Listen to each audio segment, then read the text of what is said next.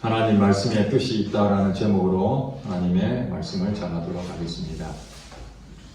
우리나라가 경제 대국에 속해 있다고 해서 우리는 참 행복한 백성이 아닌가 그런 생각이 듭니다. 그러나 과거에 우리 역사를 살펴보면은 36년간 일제 식민지 시절이 있었고 또 6.25 동란의 전쟁을 치르게 되면서 이 나라는 그야말로 쑥대밭이 됐습니다. 피폐하고 황폐하고 가난에 찌든 우리의 조상들이 있었습니다. 그들 가운데에 어떻게 하든지 살아보려고 애를 쓰지만 현실의 벽은 얼마나 높았는지 모릅니다. 현대그룹 창업주이신 정주영 회장은 저서에 제목에 이렇게 붙였습니다. 실현은 있어도 실패는 없다. 실현은 있어도 실패는 없다. 그분이 쓴 내용에 보면은 엄청난 현실의 벽을 부딪히고 이 가난을 이기기 위해서 그거 어떻게 극복했는지 내용이 자세하게 기록되어 있습니다. 그가 볼 때 참 힘든 일이 많았을 때 현실의 벽이 바로 실현이라고 생각했던 것입니다. 그러나 결국에는 그것을 극복하고 성공함으로써 실패는 없다. 우리가 실패라고 하지만은 실패를 인정하는 순간 우리는 패배자가 된다. 그렇게 생각했던 것이죠. 그러나 우리가 정주영 회장이 현대그룹의 최고의 부자라고 우리가 말할 때에 화려하고 야 나도 큰 돈을 벌어야 되겠다. 그렇게 생각하지만은 그 이면에는 참 많은 어려움이 있었다는 것을 알 수 있습니다. 그 현실의 벽을 극복하고 이루어낸 성공이죠. 오늘날 참 어려운 가운데서도 그것을 극복한 사람들의 내용들을 많이 듣게 됩니다. 그러나 현실적으로 봤을 때 저와 여러분들은 모두가 정주영 회장처럼 그 모든 현실 벽을 뚫고 다 극복하고 성공하는 것은 아닙니다. 왜냐하면 가지고 있는 우리 사람들의 한계가 있거든요. 어떤 부분은 우리가 자신감 있게 그것을 이길 수도 있지만은 많은 경우는 우리가 그걸 감당하지 못할 그런 능력에 처해 있을 때가 많습니다. 그래서 그 현실의 벽이 너무 높으면은 좌절을 겪고 포기하고 절망 가운데 빠지기도 합니다. 그래서 우리가 이제 얻고자 하는 그 부분에서는 목적은 분명한데 그까지 가려면은 많은 장애물들이 있다는 것을 알 수가 있습니다. 그렇습니다. 우리 인생을 살면서 현실의 벽이 얼마나 두꺼운지 살아보신 분들은 다 알 겁니다. 인생 내 마음대로 됩니까? 안 됩니까? 안 됩니다.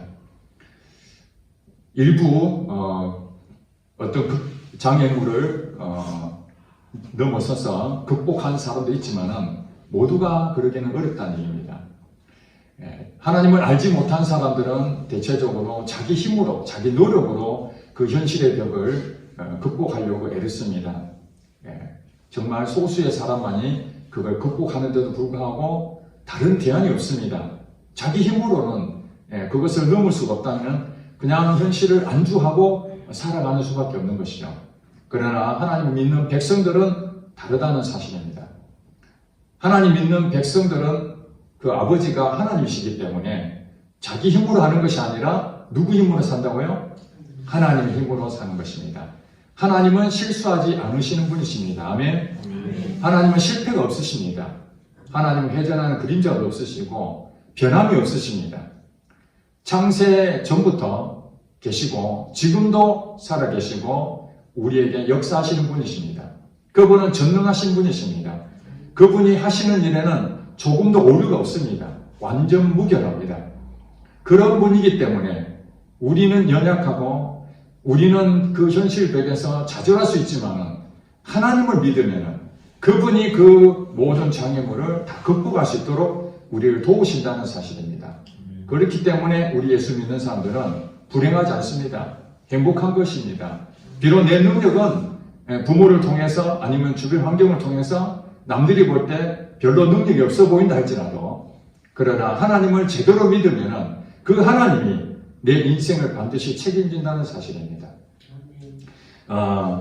하나님과 이스라엘 백성들의 관계를 통해서 이 세상을 이길 수 있는 방법들을 우리에게 제시하고 있습니다. 정주영 회장은 가난을 정복했습니다. 세상을 이기는 방법들은 자기 어떤 방법을 아이디어든지 아니면 몸으로 직접 부딪히든지 어떤 방법이든지 동원해서 그거를 극복해 나가는데, 하나님을 믿는 우리 성도들은 세상을 이기는 방법이 무엇인가? 그것이 오늘 우리에게 주시는 하나님 메시지입니다. 오늘 여러분 다 읽으셨습니다만은 가나안 땅에 정탐꾼을 보낸 그 사실은 교회를 오랫동안 다니신 분들은 다 이미 알고 있을 것입니다. 알고 있는 지식으로 끝날 것이 아니라 오늘 지금 현재 여러분 현실 속에 부딪혀 있고 무언가 답답하고 묶여 있고 도대체 하나님을 믿는데도 왜 내 인생에 뭔가 풀리지 않는가 하는 부분도 있다면 오늘 말씀을 통해서 여러분 회복되시기를 주의로 축복합니다. 이스라엘 백성의 조상이 누굽니까? 아브라함이죠. 아브라함. 하나님께서는 아브라함에게 약속하셨습니다. 자식이 없었을 때에 너를 통해서 큰 민족을 이루겠다. 그렇게 해서 낳은 자녀가 이삭이죠. 그러면서 창세기 15장에 보니까 하나님께서 아브라함 약속하기를 너의 민족은 이제 이방의 객이 되어 그들을 섬기고 400년 동안 괴롭힘을 당하다가 나중에 큰 재물을 얻어서 다시 이곳으로 돌아올 것이다. 그렇게 말하고 있습니다. 약속했던 창세기 15장에는 아브라함이 가나안 땅에 있었을 때입니다. 가나안 땅에 있었지만 그때는 약속의 땅은 아니었고 하나님이 큰 민족을 이루시고자 하는 그 부분에 앞으로 애굽 땅에서 이스라엘 백성들이 한 400년 동안 종살이 하다가 다시 이곳 가나안 땅으로 돌아와서 큰 민족의 모델로서 쓰임을 받을 것이라는 게 하나님 약속이었습니다. 정말 그런 상황에서 이스라엘 백성들은 400년 동안 애굽 땅에서 노예로 사는데 어느 날 이제 요셉을 알지 못했던 바로 왕이 이 이스라엘 백성들을 더 혹독하게 노역을 시키게 되었습니다. 그러다 보니까 이 이스라엘 백성들은 하나님 믿는 백성인데 애굽 땅에 자기 나라도 없는 이 애굽 땅에서 고통을 받는 그게 너무 힘든 일이 아니겠습니까? 그래서 결국 그들은 하나님께 부르짖습니다. 우리를 구원하소서, 우리 민족을 구원하소서, 이 종살이는 더 이상 못하겠다. 그렇게 해서 하나님께서는 아브라함이 약속하신 대로 400년 지난 어느 날 모세를 불러서 그 모세를 통해 가지고 이스라엘 백성들을 애굽 땅에서 탈출을 시킵니다. 여러분, 탈출하는 수백만 명의 이스라엘 백성들의 마음이 어땠을까요? 너무너무 기뻤을 것입니다. 이제는 이 고통 끝이다. 이제 하나님께서 정말 우리에게 정말 살만한 그런 나라를 주실 것이다. 큰 기대 속에서 애굽 땅을 탈출했는데 애굽 땅을 탈출하고 어디로 갔습니까? 광야로 들어갔습니다.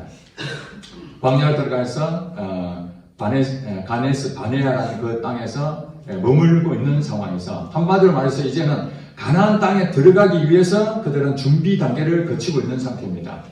하나님께서는 낮에는 구름기둥과 밤에는 불기둥으로 인도하면서 진을 치고 있던 그때에 하나님께서는 이스라엘에 12지파가 있었죠. 12지파. 12지파의 각 지파의 수장들, 지휘관들 한 명씩 선발해서 12명을 데리고 이제 가나안 땅을 정탐해라고 그렇게 명령을 내립니다. 모세에게.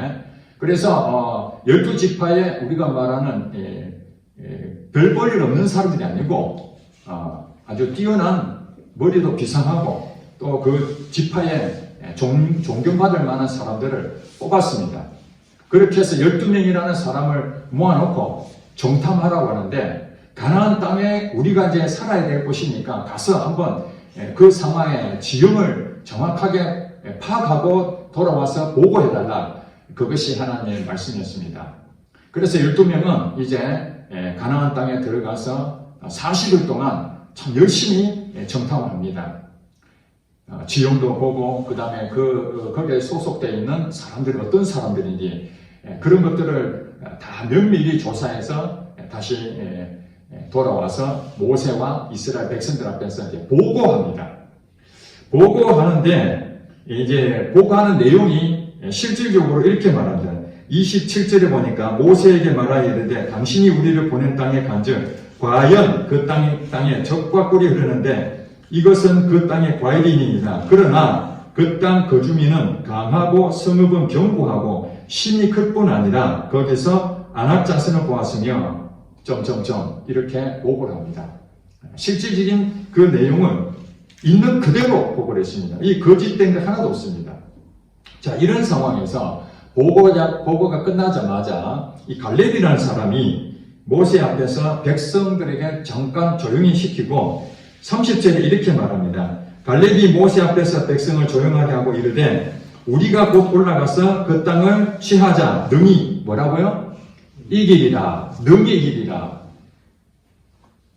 거주민은 강하고 성읍은 견고하고 심이 클 뿐 아니라 거기서 이 거인들이라고 하는 이 안악 자손을 보았다라고 이게 팩트입니다. 사실입니다. 그런데 갈렙은 그 내용이 있는데도 불구하고 우리가 올라가서 그 땅을 취하자. 능히 이길 것이다. 그렇게 보고를 합니다.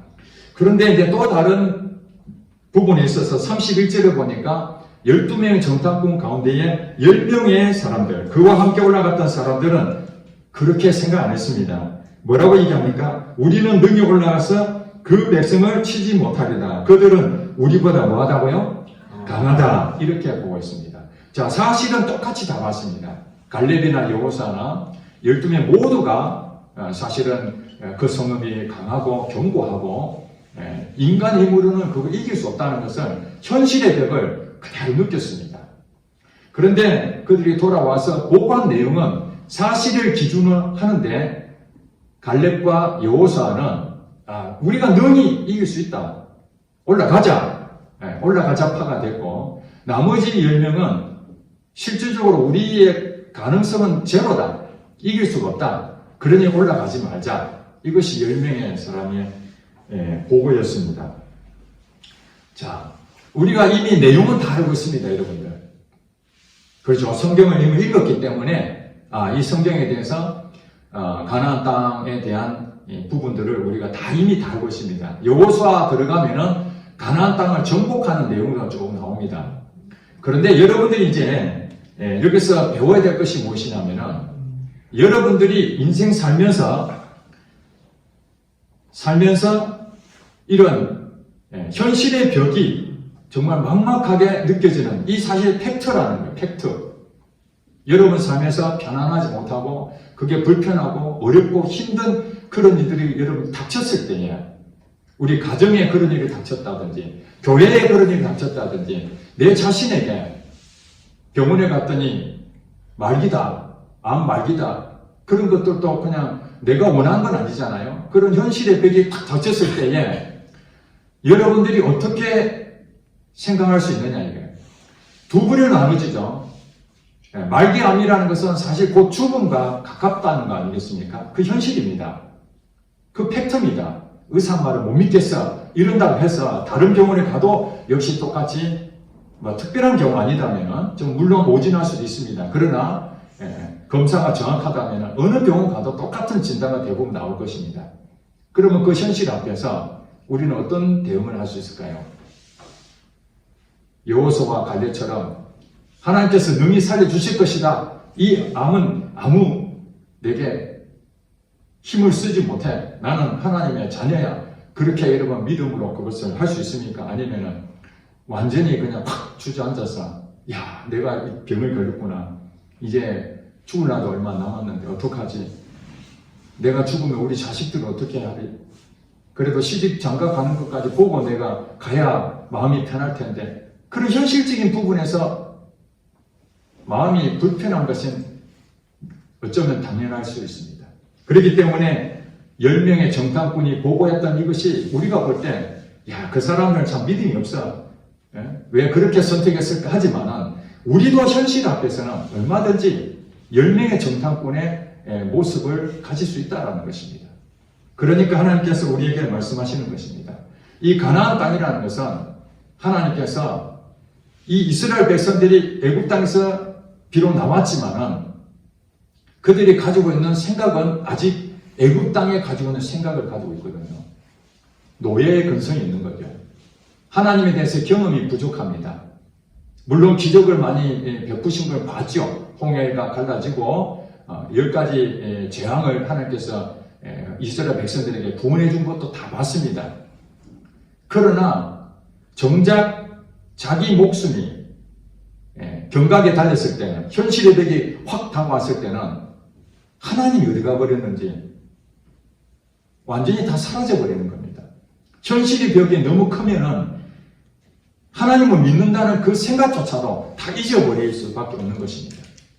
그래서 하나님께서는 이 가나안 땅에 들어가려면은 여기 보고한 것처럼 강하고 견고하고 거인들이 있는 곳입니다. 그냥 아무도 없는 것이 아니라 거기에는 아주 우리보다 더 강력한 그런 힘을 가진 사람들이 존재하고 있는데, 그걸 이길 수 있으려면은 내가 능력이 그들보다 뛰어나든지 아니면 내가 능력이 없으면은 그들보다 뛰어난 바로 하나님이 나의 아버지가 돼서 그 하나님을 의지하고 들어가는 수밖에 없는 것입니다. 그래서 가나안 땅에 가라고 명령한 것은 사실은 하나님의 큰 의도가 있는 것입니다. 어떤 의도였을까요? 가나안 땅에 들어가 보니까 애굽 땅보다 가나안 땅 들어가면 우리 살기가 너무 좋을 것 같다라고 생각해서 들어갔는데 막상 들어가서 보니까 살기 좋은 땅은 맞는데 우리 힘으로는 취할 수 없구나, 불가능하구나, 그것을 처절하게 느끼는 것이 바로 이 정탐하는 내용이었습니다. 그러니까 우리의 그 수준을 적나라하게 경험할 수 있는 곳이 바로 이 가나안 땅을 정탐하라는 것이었습니다. 예수를 믿으면 축복받고 뭐 잘 살고 병도 낫고 모든 것이 좋다 이래가지고 교회 온 사람들 많이 있었습니다, 과거에. 그렇지 않습니까? 와서 보니까 병도 안 낫고 돈도 많이 못 벌고 하는 일이 잘 안 되고 그러면은 뭐야 이거 뭐 교회 다녀도 별 소용없네. 그리고 교회를 떠난 사람들도 굉장히 많았습니다. 교회를 다니는 것 자체가 부자가 되고 몸이 건강하고 뭐 성공하고 그렇다면은 지금 이 자리에 사람들이 막 그냥 밖에서부터 줄 서서 기다려야 되지 않겠습니까? 어떻게 말하면은 돈이 된다는데 어떤 사람은 돈 10억만 주더라도 나 감옥 들어가겠다, 그런 사람이 있어요. 특히 청년들 요즘 어려우니까 돈 벌기가 너무 어렵잖아요. 그러니까 차라리 내가 감옥 들어간다 하더라도 10억을 준다면은 어느 걸 선택할래? 감옥 들어가고 말겠다. 그 정도로 좀 잘 살고 싶은, 성공하고 싶은 그런 욕망이 있는 것이죠. 교회는 그런 것입니까? 가나안 땅에 들어간다는 것은 그냥 편안하게 잘 살고 부자처럼 성공하며 사는 것이 아니라 거기에 있는 일복족속 강하고 견고한 자들을 능히 제압하고 거기서 살아가야 되는데 그것은 내 힘으로 가능할 수가 없다는 거예요. 그래서 내 수준이 어떤지를 정확하게 알아야만 비로소 이제 하나님밖에 없구나, 하나님 나를 도와주세요, 나보다 더 큰 능력 있는 분이 내게 비록 필요하다는 것을 알게 되는 것입니다. 그런데 여러분, 우리가 편안하고 아무 문제 없이 잘 살기를 우리는 기대하고 있지만 그런 것을 성공한다고 생각하지만 실질적으로 하나님의 때는 이렇게 편안할 때 하나님의 일을 하시지 않는 것이 대부분입니다. 만약에 이스라엘 백성들이 애굽 땅에 가서 한 400년 동안 사는데 말은 종살인데 호의호식했다고 생각합시다. 거기 가서 대접 잘 받고 실제로는 그 노예인데 사는 모습은 잘 먹고 잘 살고 자녀도 잘 낳고 너무너무 편안하단 말이에요. 그러면은 자, 이제 때가 되었으니까 여러분들 애굽 땅을 다 나와서 가나안 땅으로 갑시다. 그러면 여러분 나오겠습니까? 그 자리에 머물겠습니까? 안 가려고 그럴 겁니다. 여기가 더 좋은데 왜 가? 그런데 하나님의 때는 뭐냐면은 더 좋은 곳으로 보내시려고 그들에게 어떻게 작업을 하냐면은 지금 살고 있는 곳이 행복한 것이 아니라는 것을 경험하게 하기 위해서 불편하게 만드십니다. 더욱더 고역하게 만들고 더욱더 힘들게 만들어서 그렇지 않아도 먹고 살기 힘든데 노역을 더 2배나 더 허락하니까 이스라엘 백성들이 웬만하면 견디겠는데 이제 더 이상 못 견디겠다. 하나님 나 좀 도와주세요. 나 이제 더 이상 여기서는 못하겠습니다. 그렇게 해야만 그들이 가나안 땅으로 가겠다는 마음을 먹지 웬만해가지고는 안 움직이거든요.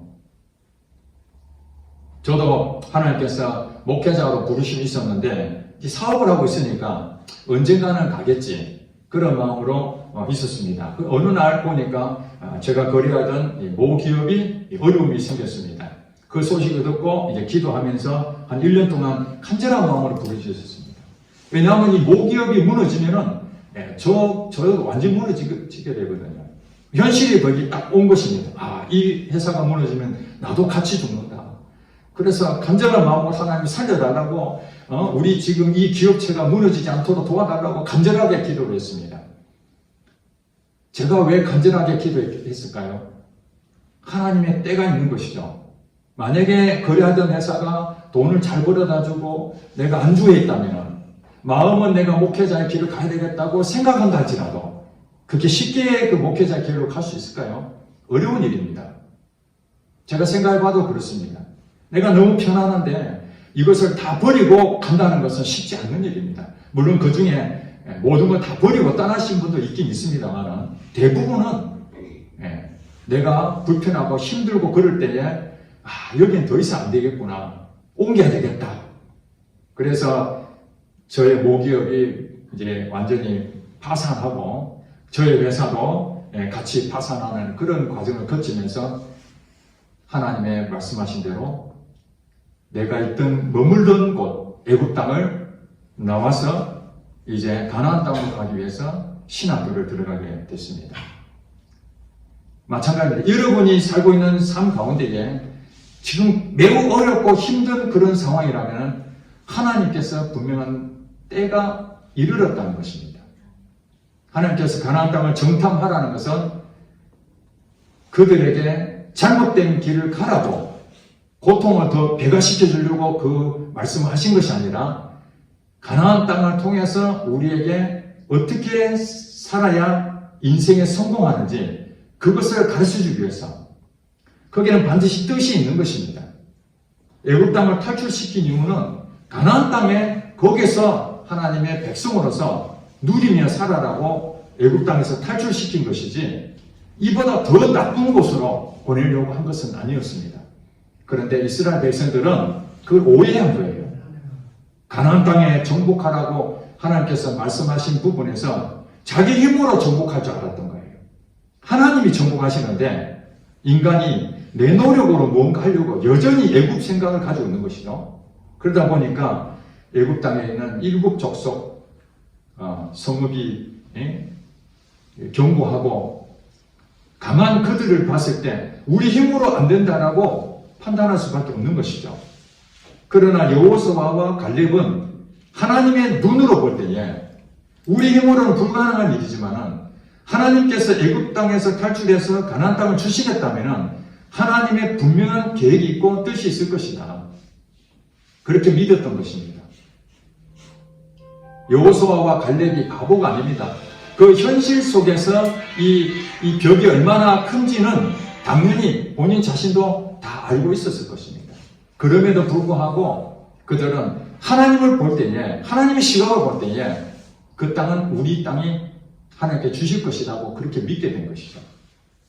그러므로 우리는 이 세상을 정복하는 것은 우리 힘으로 하는 것이 아니라 믿음으로 정복한다는 것을 알 수 있습니다. 믿음으로. 실질적으로 가나안 땅에 들어갔더니 어떻게 일하신지 아십니까? 여호수아서에 제일 먼저 보니까 정복했던 성이 있었어요. 여리고성이죠. 그 여리고성에 이스라엘 백성들이 어떻게 이겼습니까? 전투에서 이겼습니까? 무장에서 이겼습니까? 아니잖아요. 여리고성을 하루에 한 번씩 도는 것 뿐입니다. 6일 동안. 하루에 한 번씩 6번 돌고 마지막 7째 날에 7번을 돌고 7번 돌고 난 다음에 뭐라고 했습니까? 모두 다 큰 소리로 외친 겁니다. 외쳤습니다. 그러니까 그 성이 무너지더라. 누가 했습니까? 하나님이 정복하셨습니다. 우리는 하나님 믿는 것입니다. 하나님이 돌아라 하면 도는 거예요. 이 가나안 땅에서 정복할 수 있는 유일한 방법은 믿음으로 사는 것입니다. 돌아라 그러면 돌면 됩니다. 전쟁은 하나님이 하시는 거예요. 일곱 족속을 무너뜨리는 것은 우리 힘으로 하는 것이 아니라 하나님이 그들을 다 멸하실 수 있는 겁니다. 그게 여호수아서거든요. 가나안 땅에서 정복하는 것은 사람이 하는 것이 아니라 하나님이 하신다는데, 그러나 우리에게는 뭐가 필요하냐면 믿음이 필요해요. 믿음이. 요한일서 5장 4절을 보니까 하나님께로부터 난 자는 세상을 이기느니라. 세상을 이기는 승리는 이것이니 곧 우리의 믿음이라. 그렇게 말했습니다. 하나님께로부터 난 자는 이 세상을 이긴다는 거예요. 이 세상은 험악합니다. 7족속에 살고 있습니다. 여러분, 악한 영들이 지금 얼마나 많이 유혹하고 있습니까? 가정이 무너지고 교회도 지금 타락하고 나라도 지금 엉망이고, 이런 세상 속에서 여러분들이 마음 둘 만한 게 어디 있습니까? 여러분들이 꿈을 펼칠 만한 그런 것이 완전하게 그렇게 갈 수 있겠습니까? 얼마나 불안정합니까? 현실의 벽은 얼마나 높습니까?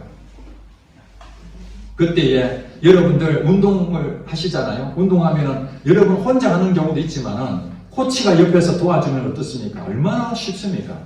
저도 핸드폰을 새로 샀을 때 핸드폰에 있는 그 내용을 다 이걸 기능을 익히려고 그러니까 도대체 무슨 말인지 잘 모르겠습니다. 기능은 너무 많은데 지금 사실은 21세기에 살면서 20세기의 제품을 지금 사용하고 있는 건 똑같아요.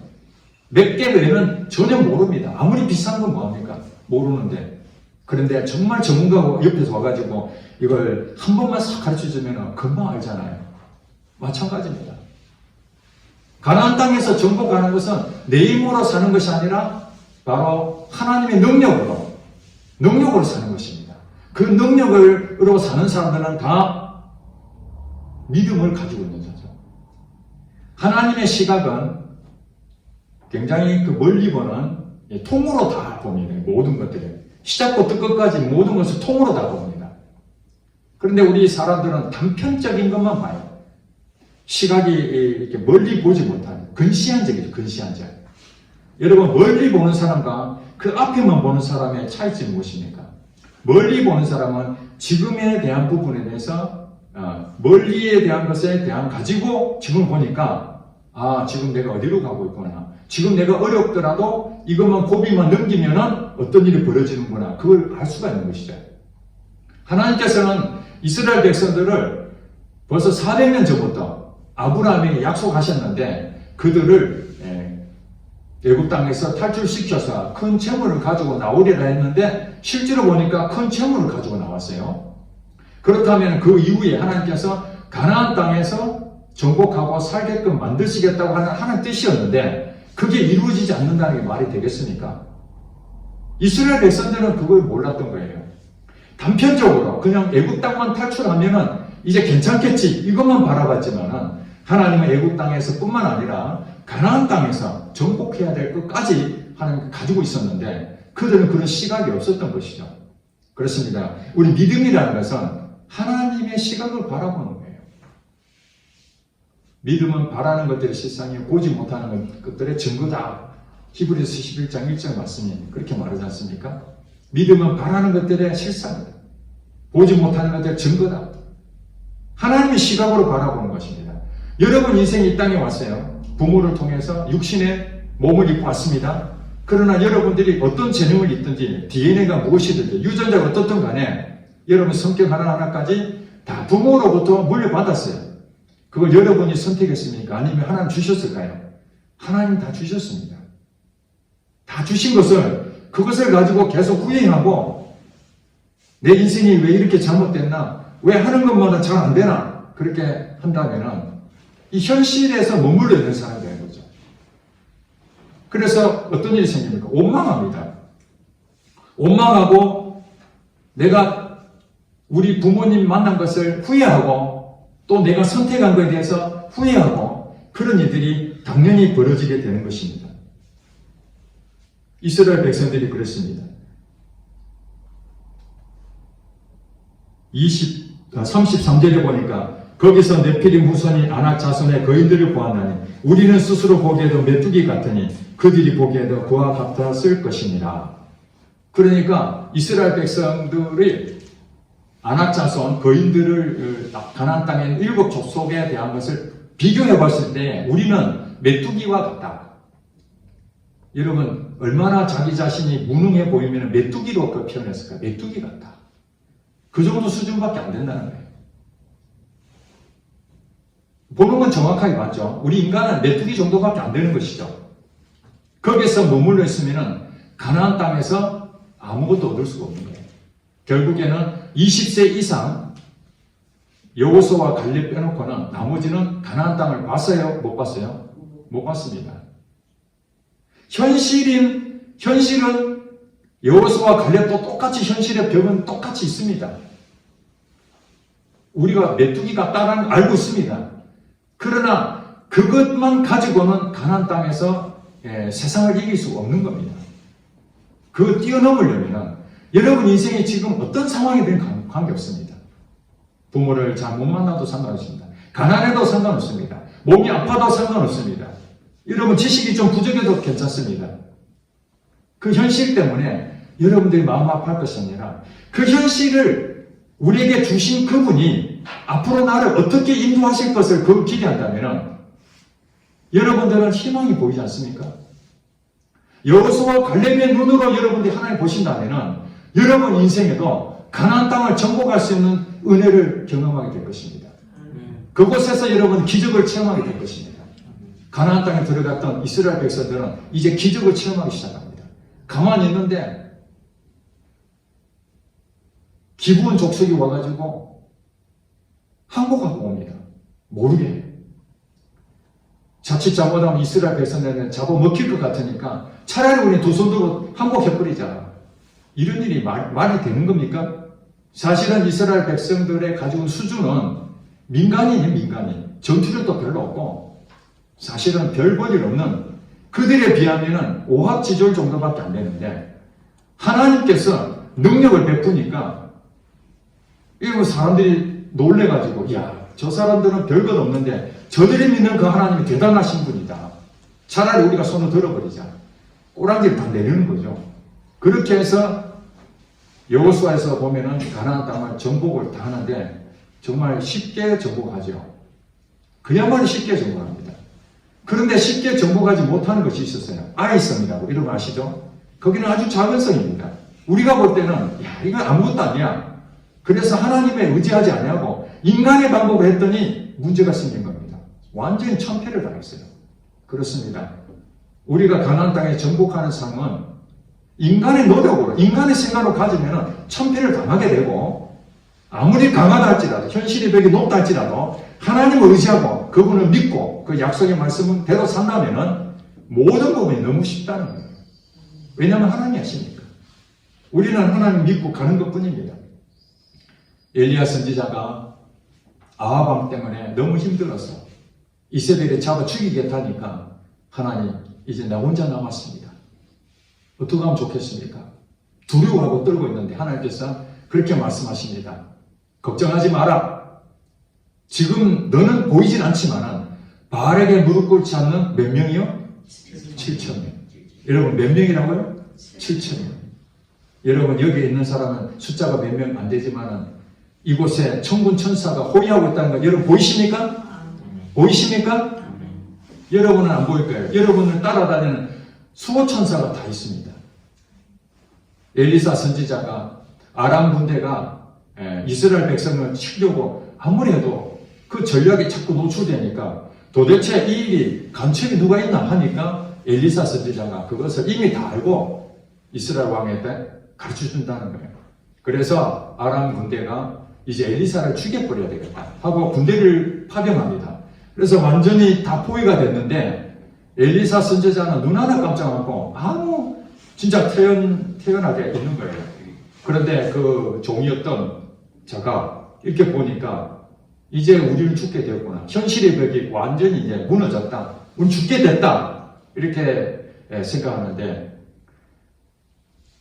하나님 저 청년에게 눈을 열어달라고 엘리사가 두려워 떨고 있는 그 청년에게 현실의 벽 앞에서 이제 믿음도 없고 하나님도 안 보이는 그 앞에 눈을 열어달라니까 영안이 딱 열리니까 뭐가 보였습니까? 불말과 불병거가 엘리사 선지자의 이 주변을 가득 메우고 있는 것을 보게 됩니다.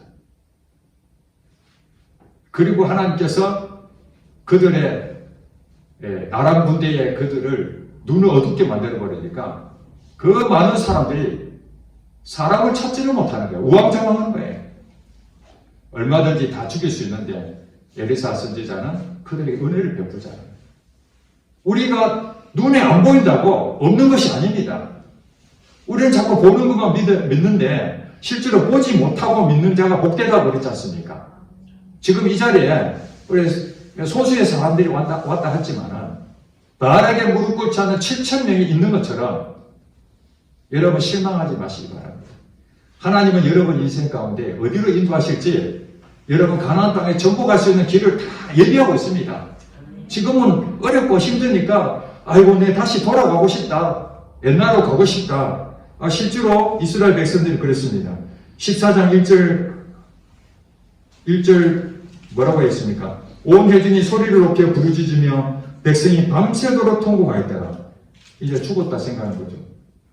2절에 보니까 이스라엘 자손이 다 모세와 아론을 원망하며 온 회중이 그들에게 이르되 우리가 애굽 땅에서 죽었거나 이 광야에서 죽었으면 좋았을 것을 어찌하여 여호와가 우리를 그 땅으로 인도하여 칼에 쓰러지게 하려 하는가? 우리 처자가 사로잡히리니 애굽으로 돌아가는 것이 낫지 아니하랴. 이에 서로 말하되 우리가 한 지휘관을 세우고 애굽으로 돌아가자. 애굽으로 돌아가자. 그렇게 말합니다. 이것이 바로 선동하는 거 아니겠습니까? 하나님이 하신다는데 교회든 가정이든 우리 일터든 하나님이 일하시겠다는데 현실의 벽 때문에 아이고 이건 안 되겠다 포기해버리고 절망하고 그냥 일어서버리고 원망하고 그렇게 떠나버리면 누구 손해입니까? 믿음이 없는 나 자신이 결국 기적을 체험하지 못하고 하나님 복을 못 받는 자가 되는 것입니다. 그러므로 오늘 여러분이 어떤 상황이 있든지 하나님은 여러분에게 근시안적인 시각으로 보는 것이 아니라 통으로 여러분 태어날 때부터 여러분 이 땅에 사는 그날까지 모든 것들을 다 계획하시고 뜻이 있다는 것이에요.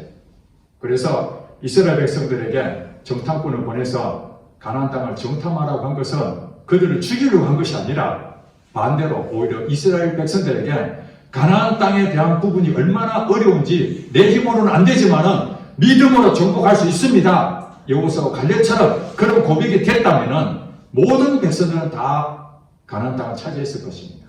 그러나 그것을 부정하고 인정하지 아니하고 내 방법을 내 생각으로 경험했을 때 하나님의 것을 제한해버리고 현실을 믿고 두려워 떨고 염려했다면은 그것은 아무것도 없는 것입니다.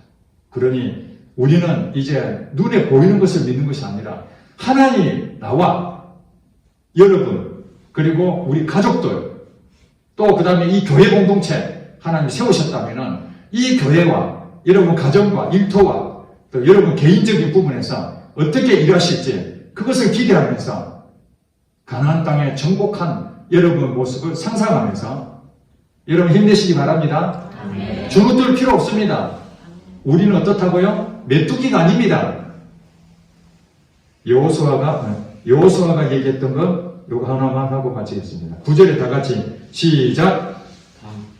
14장 9절 시작. 다만 여호와를 거역하는 이는 말라. 또 그 땅 백성을 두려워하지 말라. 그들은 우리의 법이라. 그들의 보호자는 그들에게서 떠났고 여호와는 우리와 함께 하시느니라. 그들을 두려워하지 말라. 아멘. 자, 그들을 두려워할 필요 없습니다. 우리는 메뚜기 같은 존재지만은 이 세상은 우리의 뭐라고요? 먹이다, 밥이다. 왜냐하면 여호와가 우리와 함께 하시기 때문입니다. 기도하겠습니다.